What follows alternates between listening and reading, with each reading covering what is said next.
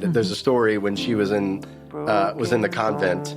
She was taking trash out, and there's a little kid there, and she asked the little kid to pray a Hail Mary with her, and the little kid just kind of looks at her and won't pray it. And she's like, well, you need to go to the church and talk to the priest. And he's like, okay. And he goes and leaves it. And then comes back. And comes back the next day. And she goes, well, did you learn how to pray the Hail Mary?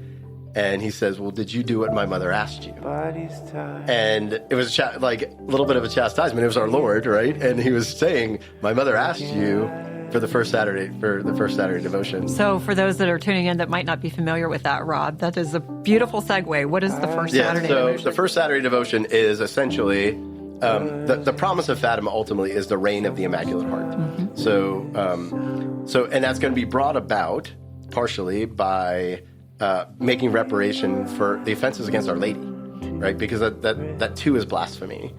And so Mary promised to ask Jesus to forgive the sins of those who have offended her, right? Like a good son, he's not happy when his mother's offended.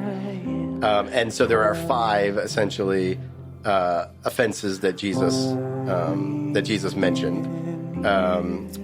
It's the blasphemies against her Immaculate Conception, against the rejection and dishonoring of her images, the neglect of implanting love of her in the hearts of children, knowledge and love of her, and offenses against her perpetual virginity. I think that's 5. Mm-hmm. And so what you can do in reparation for that is for 5 consecutive Saturdays, go to Mass, offering that as your intention, go to confession, go to Mass and receive communion, go to confession, again with the same intention, and that can be done plus or minus 8 days.